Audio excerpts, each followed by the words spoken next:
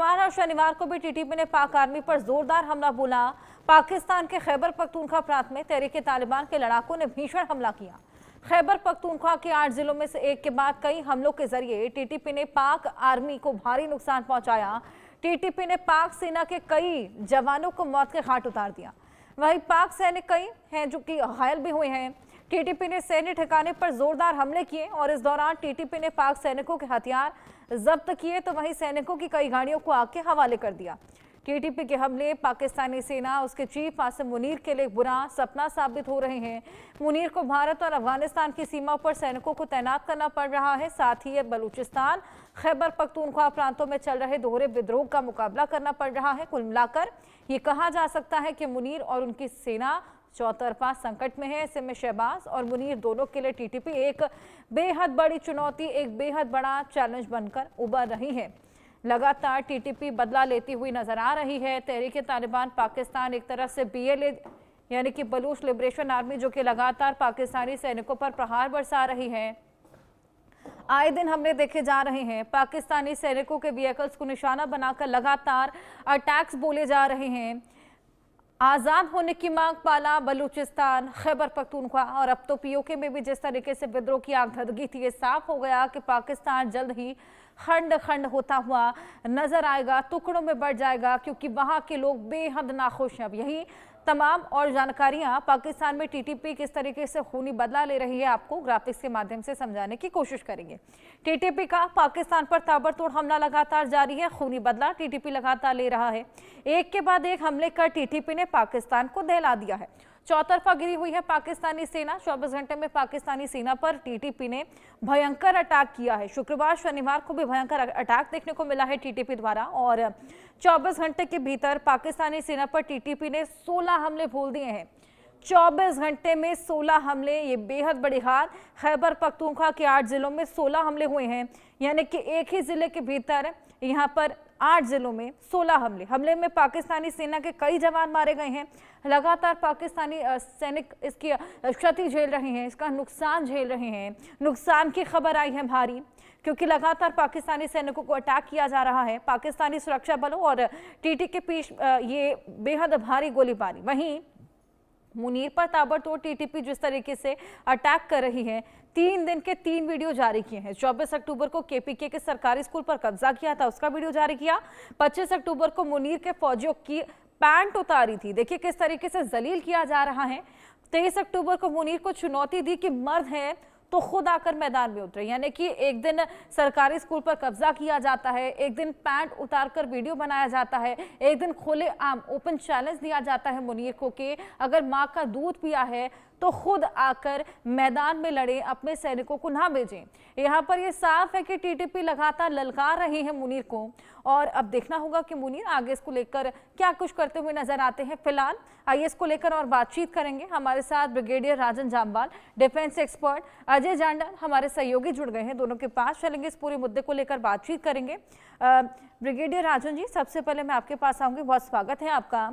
हमने देखा किस तरीके से चौतरफा घिरा हुआ पाकिस्तान नजर आ रहा है। खैबर पख्तूनख्वा, POK, बलूचिस्तान और अब लगातार अफगानिस्तान के जिस तरीके से जंगी हालात पैदा हुए हैं, इसी बीच BLA और TTP इतना प्रहार पाकिस्तानी सैनिकों पर बरसा रही है कि उनका फेलियर यहाँ पर जागरूक हो रहा है। क्योंकि देखिए इन तमाम अटैक्स को नाकाम करने में बिल्कुल फेल साबित हो रहे हैं और देखिए आप किस तरीके से जलील किया जा रहा है कि बाकायदा वीडियो बनाकर एक पैटर्न के तहत ये तमाम वीडियोस भी जारी किए जाते हैं, उनकी पैंट उतारी जाती है, ललकारा जाता है, खुलेआम चुनौतियां दी जाती हैं।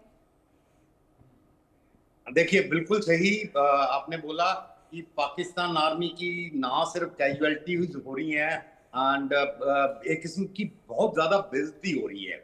अभी मैं यहाँ आपको बता दूं कि पाकिस्तान आर्मी टीटीपी को क्या बोलती है। वो उसको टीटीपी नहीं बोलती, वो बोलते हैं फितना अल जवारिज, मतलब ये टर्म दिया हुआ है। इस थोड़ी सी 2 सेकंड की बैकग्राउंड है इस टर्म की। इनके जब खलीफा अली के खिलाफ कुछ लोग चले गए थे, उन लोगों को ये नाम दिया गया था। तो पाकिस्तान आर्मी वही नाम टीटीपी के लिए दोहराती है, बेसिकली ट्राई टू, मतलब लोगों को बताने के लिए अपनी जनता को कि ये जिस तरह खलीफा अली के खिलाफ जो लोग गए थे वो इस्लाम के खिलाफ थे, ये लोग भी इस्लाम के खिलाफ हैं, इसलिए उन्होंने ये नाम दिया हुआ है। अभी ग्राउंड पे जो हो रहा है दिस थिंग, जो लोग खलीफा अली के खिलाफ जो आज से 1400 साल पहले नहीं कर पाए, वो टीटीपी ग्राउंड पे कर रही है। आपने सिर्फ पेंट उतारने की बात करी, जस्ट आप कैजुअलिटीज काउंट करें कि पिछले सिर्फ एक साल के अंदर कितने हमले, कितनी कैजुअलिटीज हो चुकी हैं। And de facto Pakistan army का दुरंद लाइन पे बिल्कुल कंट्रोल खत्म हो गया है। एंड इनफैक्ट पूरे खैबर पख्तूनख्वा में वो अपने कैंपों तक सीमित रह गई है। रिट सिविल मार्केट में नहीं चलती उनकी, बिल्कुल नहीं चलती। मतलब लोग ना पुलिस के पास जाते हैं, ना जजों के पास कोर्ट्स में जाते हैं, कुछ गवर्नमेंट की जो रिट होती है नहीं चलती। और तीसरा इसका सबसे बड़ा जो साइड इफेक्ट हुआ है, साइड इफेक्ट बलोचिस्तान पे हुआ है, बिकॉज टीटीपी ने इतना प्रेशर डाला खैबर पख्तूनख्वा में कि जो बीएलए है वो भी सुपर एक्टिव हो गई है। अब उनको भी लग रहा है कि अगर ये प्रेशर डाल रहे हैं, उधर से भारत का प्रेशर है, हम अभी थोड़ा सा प्रेशर और अप करें, हम भी आजाद हो जाएंगे। सो ये कंबाइंड प्रेशर जब पाकिस्तान आर्मी पे आ गया है, पाकिस्तान आर्मी के पास रिसोर्सेज नहीं है, उनके पास बिल्कुल रिसोर्सेज नहीं है इसको कंट्रोल करने के लिए, बिकॉज भारत के सामने से वो फौजें हटा नहीं सकता। जो स्ट्रेटजिक डेप्थ ढूंढ रहा था अफगानिस्तान में, वो डेप्थ उसकी स्ट्रेटजिक पिट बन चुकी है, गड्ढा बन चुका है, जिसमें वो जितनी फोर्सेस डालता जाएगा वो सख्त होती जाएंगी, जितनी डालेगा सख्त होती जाएंगी, फिर भी हमेशा कम पड़ेंगी। तो इस जो रिसोर्स क्रंच है, मतलब जो मिलिट्री रिसोर्स क्रंच है, उससे उभरने का पाकिस्तान के पास कोई साधन नहीं है। कुछ इन्होंने और गलतियां करी जब बिल्कुल जो अफगानिस्तान में रूलिंग है इस वक्त तालिबान, उनको नाराज कर दिया। अफगानिस्तान से लोगों को, अब जो अफगानी थे पाकिस्तान में, उनको जबरदस्ती वापस बाहर निकाला, तो उस इलाके में पूरा एक रोष पैदा हो गया है और एंटी पाकिस्तानी एक सेंटिमेंट जिसको बोलते हैं। नाउ टीटीपी क्योंकि एक देवबंदी स्कूल है, मतलब ये देवबंदी जिहादिस्ट आइडियोलॉजी थोड़ी सी फॉलो करते हैं, तो देवबंद आपको पता है भारत में है, यूपी में है, तो नेचुरली इनको शक रहता है कि भारत का इसमें हाथ रहेगा, भारत का हाथ रहेगा। अब शक का तो कोई इलाज नहीं है। ऊपर से जब अफगानिस्तान के फॉरेन मिनिस्टर भारत में आ गए हैं, तो ये शक उनके और पक्के हो गए हैं। ये नहीं समझ रहे कि हमारे जो अफगानिस्तान के साथ रिश्ते हैं उसका आधार इकोनॉमिक है। हम लोग अफगानियों को शायद आपसे ज्यादा अच्छा समझते हैं, अफगानी अच्छे दोस्त हैं, अच्छे दुश्मन हैं, तो हमने उनसे इकोनॉमिक दोस्ती करी है, तो उसकी वजह से एक गुडविल बन गया है पूरे अफगानिस्तान में भारत के लिए, जो आज काम आ रहा है। फिर पाकिस्तान ने थोड़ा इस्लाम का सहारा लेकर या उनको ना आइडियोलॉजिकली और मिलिटरली कंट्रोल करने की कोशिश करी है, जो वो कंट्रोल नहीं होना चाहते हो, ना कभी होंगे। इसीलिए वो बार बार उनको बोल रहे हैं कि आप रशिया, अमेरिका, नाटो हर एक से पूछ लो कि भाई साहब आप ये जो कोशिश कर रहे हो इसमें आपको मुंह की खानी पड़ेगी, क्योंकि आपसे बड़े बड़े 30 मार खा यहाँ मुंह की खा के चले जा चुके हैं। तो इसलिए ये जो उन्होंने अभी इस वक्त पाकिस्तान में हालत चल रही है, जो टीटीपी ने खासकर कर दी है, ये इसको मैं बार बार कह रहा हूँ, ये बिगिनिंग ऑफ द एंड हो गया है पाकिस्तान के लिए। बिकॉज पहले हमको लगता था बलूचिस्तान से स्टार्ट होगा पाकिस्तान का टूटना, अब लग रहा है कि बलूचिस्तान शायद नंबर 2 पे आएगा, सबसे पहले खैबर पख्तूनख्वा। बिकॉज खैबर पख्तूनख्वा में डिफेक्टो मतलब पाकिस्तान आर्मी और उनकी कोई बिल्कुल रिट नहीं चलती है। उन्होंने एयरफोर्स यूज करने की कोशिश करी, उन्होंने गाँवों पे, अपने विलेजेस पे बम बरसाए हैं, वो सब सर्वाइव कर गए, बिकॉज टोपोग्राफी ऐसी है कि आप कैजुअलिटी क्रिएट करोगे पर कैजुअलिटी इतनी ज्यादा नहीं होगी कि अगला ऑब्जॉर्व ना कर सके। तो वो कैजुअलिटी ऑब्जॉर्व करके अब जो रिबाउंड पे वापस उनके ऊपर अटैक कर रहे हैं, तो उनको समझ ही नहीं आ रहा क्या कर रहे हैं, because they are playing to the strength. दोनों टीटीपी और तालिबान ये एक ही मतलब गुरिल्ला वॉरफेयर में एक्सपर्ट है, और ये गुरिल्ला वॉरफेयर कर रहे हैं। और पूरा टरेन है जो अफगानिस्तान का और खैबर पख्तूनख्वा का, वो गुरिल्ला वॉरफेयर के लिए बिल्कुल आइडियल है। गुफाएं हैं, गहरी खाइयां हैं, मतलब पूरा रफ ट्रेन जिसको बोलते हैं, उस टाइप का है, जिसका वो इस्तेमाल कर रहे हैं, जिससे वो एक एक इंच से वाकिफ हैं। तो इन सबको इस्तेमाल करके एक ऑलमोस्ट डिफेक्टिव गवर्नमेंट उन्होंने बना ली है अपनी बिल्कुल, और रिच इसी तो के ये साथ अंदरूनी घात लगातार पहुंचा रहे हैं, कला लगातार बढ़ता जा रहा है। अजय, मैं आपके पास आऊंगी। मुनीर, क्या करेंगे इसको लेकर? क्या देश का सौदा ही करते रहेंगे या पाकिस्तानी सैनिकों के लिए भी कुछ करते हुए नजर आएंगे? आवाम के लिए तो कुछ कर नहीं पाए, और आतंकियों को जिस तरीके से लगातार पाला जा रहा है, पोसा जा रहा है, रिलीफ फंड लगा दिए जाते हैं उनके देख रेख में, अब पाकिस्तानी सैनिकों के लिए क्या करेंगे? देखिए, पाकिस्तान में जो भी सरकार आती है वो हमेशा अपने घर भरने के लिए आती है। पाकिस्तान में जो भी आर्मी चीफ या कमांडर बनते हैं, उनके जो प्लान होते हैं वो बड़े लॉन्ग टर्म प्लान होते हैं। वो एक चीज को प्लान करते हैं कि उनके बच्चे फॉरेन में कैसे सेटल होंगे। आप अगर इतिहास को देखेंगे तो पाकिस्तानी सेना के तमाम जो बड़े अफसर रहे हैं, उनके बच्चे बाहर के देशों में जाकर अपनी कंपनीज को बनाते हैं और उसके बाद वहीं पर सेटल हो जाते हैं। वो वापस आर्मी ज्वाइन नहीं करते हैं। और यही हालत जो है पाकिस्तान के प्रधानमंत्रियों की रही, राष्ट्रपति की रही, चाहे वो मुशर्रफ थे, चाहे वो नवाज शरीफ थे, चाहे वो बेनजीर भुट्टो थी। यहाँ देखें, सब जो है वो बाहर के देशों में जाकर सेटल होते हैं, वहां पढ़ते हैं और अपनी लाइफ को, लग्जरी लाइफ को जीते हैं।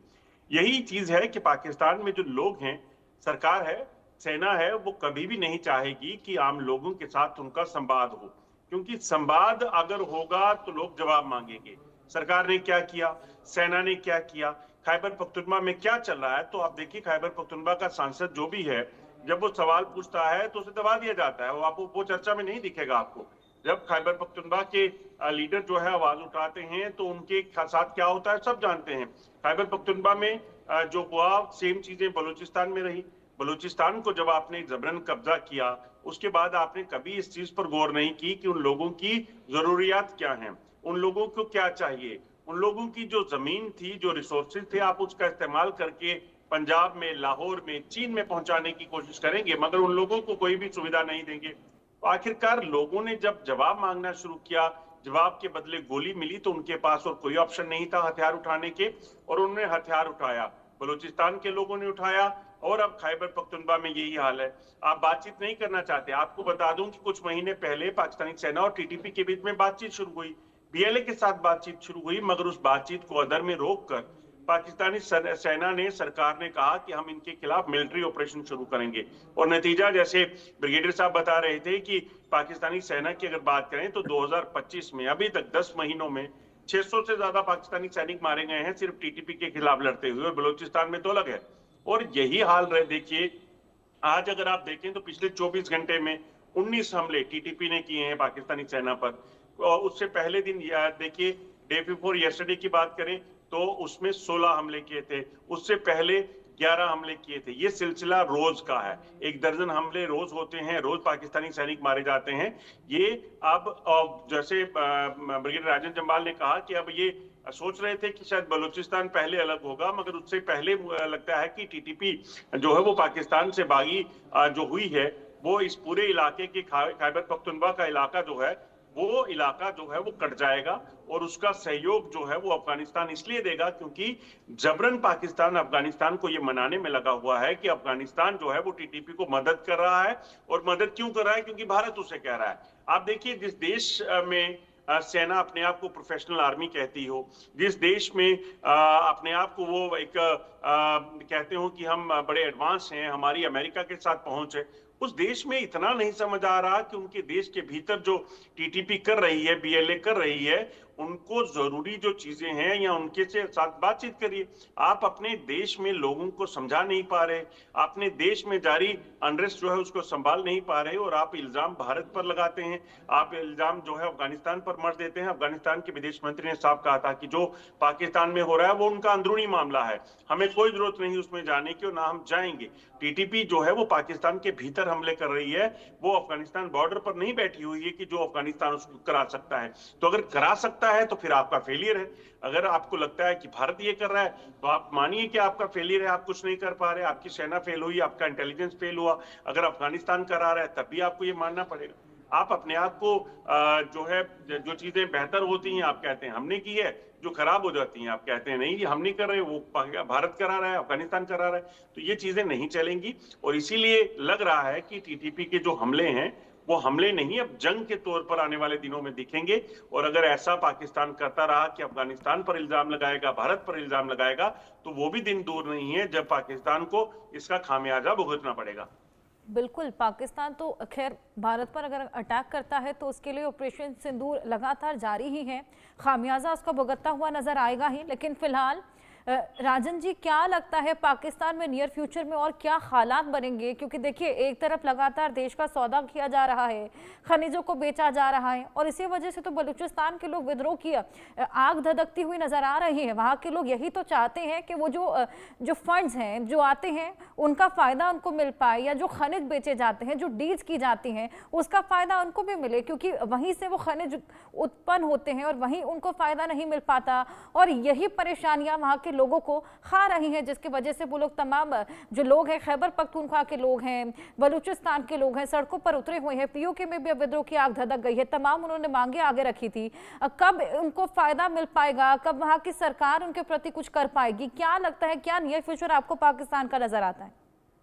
देखिए, बिल्कुल, इसी से आप अंदाजा लगा लीजिए कि नेचुरल गैस वहां बलूचिस्तान में होती है, पर बलूचिस्तान के अंदर कहीं भी नेचुरल गैस घरों में नहीं जाती। उसकी पाइपलाइन इस्लामाबाद और लाहौर तक आ रही है, जहां घरों में वो नेचुरल गैस सप्लाई हो रही है। पर पूरे बलूचिस्तान में, इंक्लूडिंग उनके कैपिटल कोटा में, वहां तक गैस अवेलेबल नहीं है। और ये जो लूट है पाकिस्तान की, ये आज से नहीं है। ये जो पंजाबी डोमिनेशन और एक्सप्लॉयटेशन और पंजाब को छोड़ के बाकी हर सूबे को एक कॉलोनी समझ के उसका इस्तेमाल करना, ये पाकिस्तान बनने के साथ ही शुरू हो गया था। 47 में मतलब जो आधार था, जिस प्रकार उन्होंने बलूचिस्तान को कलाब के जो वहाँ उस वक्त मतलब किंग थे, उनको हटा के किस प्रकार से बलूचिस्तान को कैप्चर किया, कश्मीर में जो पीओके किस प्रकार कबायलियों को करके किया, मतलब एक किस्म का मिलिट्री ऑपरेशन करके, वो तब से शुरू हो गया है। और तब से उनको पंजाब को छोड़ के हर सूबे को ऐसे ही ट्रीट किया जा रहा है। और मतलब इसीलिए पाकिस्तान जब टूटेगा तो फाइनली खाली पाकिस्तान पंजाब बच जाएगा। मतलब दुनिया में कहावत है कि हर देश के पास सेना होती है, पाकिस्तान अकेला देश है जहां सेना के पास देश है। पूरी दुनिया में पाकिस्तान आर्मी को तकरीबन इसी नजर से देखा जा रहा है कि भाई जंग कभी जीती नहीं, इलेक्शन कभी हारा नहीं। तो ये सारी कहावतें पाकिस्तानियों ने खुद बनाई हैं, हमने नहीं बनाई हैं, ये खुद बनाई है उन्होंने। पर अभी तक क्या हो रहा था कि जैसे भी थी पाकिस्तान आर्मी, एक कॉमन आदमी के मन में उसके लिए एक रिस्पेक्ट थी और एक यूनिफाइंग फोर्स था वो। पर अभी जो पिछले कुछ सालों से हुआ है कि उनकी जो करप्शन, उनका इनकॉम्पिटेंस जो जग जाहिर हो चुका है, अब आम आदमी के दिमाग में वो रिस्पेक्ट पाकिस्तान आर्मी के लिए नहीं है। अब वो खड़ा हो रहा है। उसका एक झलक देखी हमने जब इमरान खान की हुई थी, दूसरी तीसरी झलक भी देखी अभी जो लाहौर वगैरह में फायरिंग वगैरह हुई है। तो एक आम आदमी जब मतलब इंस्टीट्यूशन के लिए रिस्पेक्ट खो देता है तो उस इंस्टीट्यूशन का डाउनफॉल तय है। और पाकिस्तान आर्मी ही एक इंस्टीट्यूशन था जो पाकिस्तान को किसी भी तरह इकट्ठे करके रखा हुआ था। अब जब ये इंस्टीट्यूशन ही डिसरिप्यूट में आ गया और लोगों के दिमाग में मतलब इसके लिए रिस्पेक्ट नहीं रही, तो पाकिस्तान को टूटने में ज्यादा वक्त नहीं लगेगा। आपका जो सवाल है कि अब ये किस प्रकार होगा, देखिए अलग अलग तरीके से हो सकता है।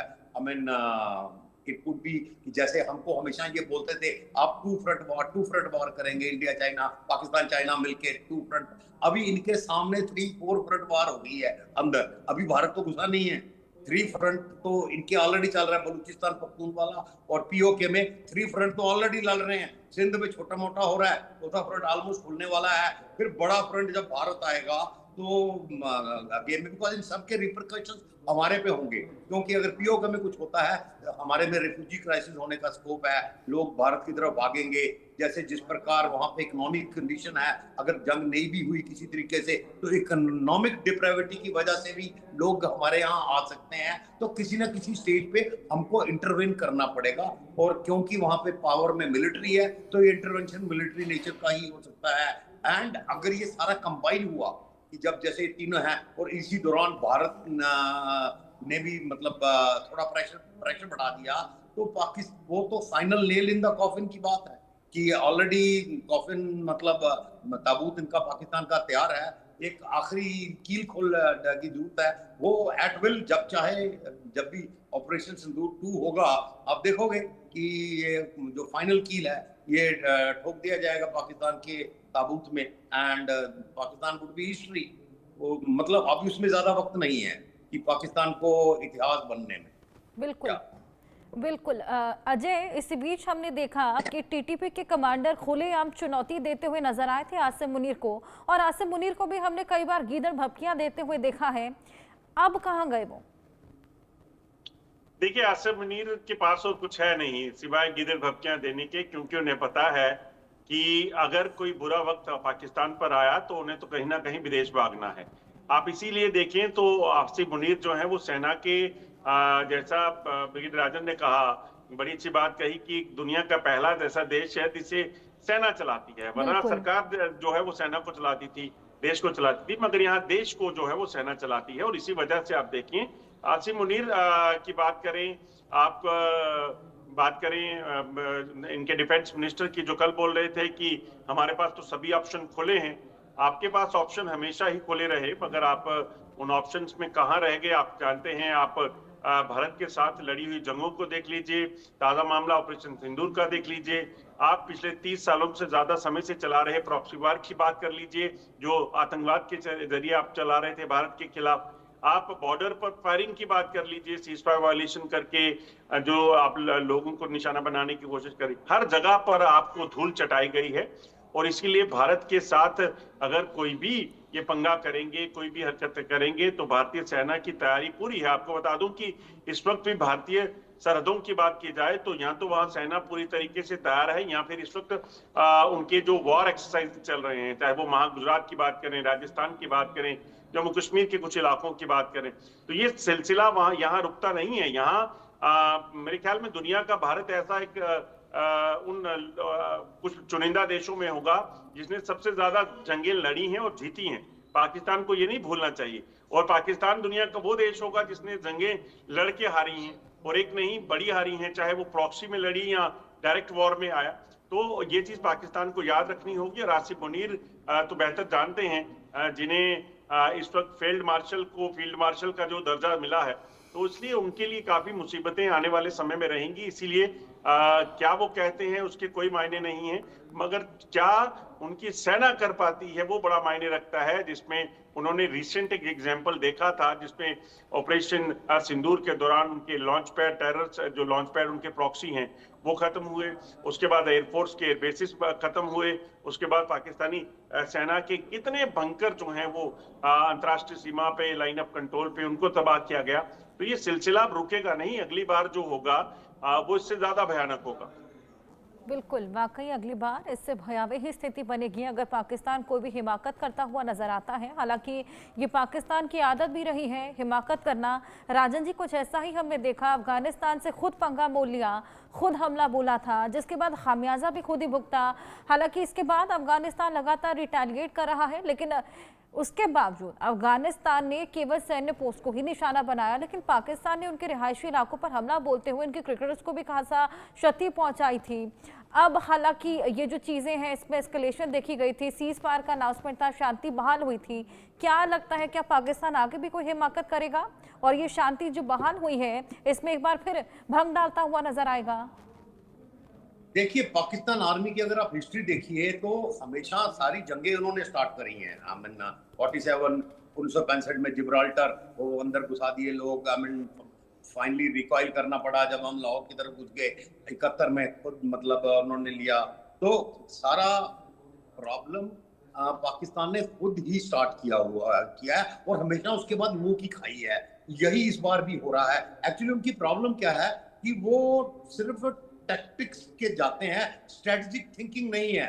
जो तुम कर सकते हो कर दिया, अब उसके आगे के दूरनामी परिणाम क्या होंगे उसके बारे में उतना नहीं सोचते। अगला क्या रिएक्ट करेगा, वो हाथ पे हाथ धरे तो नहीं बैठा रहेगा। यही कारगिल में हुआ, यही जिब्राल्टर में हुआ, या हर ऑपरेशन में, कैक्टस ले ली, जिस भी ऑपरेशन की आप बात करें उसमें यही हुआ कि आगे की सोच नहीं थी कि उसके बाद क्या होगा।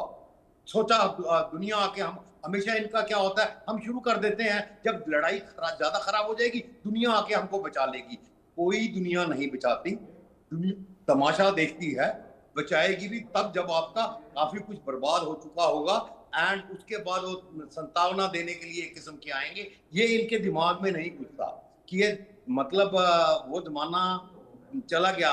इनफैक्ट उस जमाने में भी नहीं है कि ये तब भी कुछ कर पाए, तो आज के जमाने में इतनी टेक्नोलॉजी जो उनके पास है नहीं है, उसके बाद क्या कर पाएंगे। ये सोच के कि अफगानिस्तान के पास तो एयरफोर्स नहीं है, हम एयरफोर्स का इस्तेमाल करेंगे। अब भाई जो उसके पास है वो तुम्हारे पास नहीं है, उसके पास वॉर एक्सपीरियंस है, उसके पास 25-30 साल का लड़ने का एक्सपीरियंस है, गुरिल्ला वॉरफेयर का एक्सपीरियंस है, जिसके लिए तुम ट्रेन नहीं हो। तुम बिल्कुल ट्रेन नहीं हो उसको फेस करने के लिए। तो तुम अगर अपनी स्ट्रेंथ यूज करोगे तो वो भी अपनी स्ट्रेंथ यूज करेंगे। तो उन्होंने अपनी जब स्ट्रेंथ यूज करनी शुरू करी है, तो अब क्यों चिल्ला रहे हो? अब आप लड़िए, अब भेजिए फोर्सेस, निकालिए अपने ईस्टर्न अपने वेस्टर्न फ्रंट पे भेजिए फोर्सेस, भारत के खिलाफ से निकाल के कोशिश कीजिए तालिबान को मतलब सबड्यू करने की। वो अलग बात है, उसमें फिर आपका जो ईस्टर्न फ्रंट है इतना कमजोर हो जाएगा कि भारत जब चाहे अंदर घुस जाएगा, वो भी आप अफोर्ड नहीं कर सकते। तो अपने आप को इस चक्कर में फंसाया किसने? आपने फंसाया। आपको अपने रिसोर्सेज पता थे, आपको पता था आपके पास इतनी फौज है, इतना ही मैं ये कर सकता हूँ, तो उससे ज्यादा का पंगा क्यों लिया? बिल्कुल, वाकई सही पॉइंट्स आपने यहाँ पर रेज किए राजन जी। आपको और अजय जी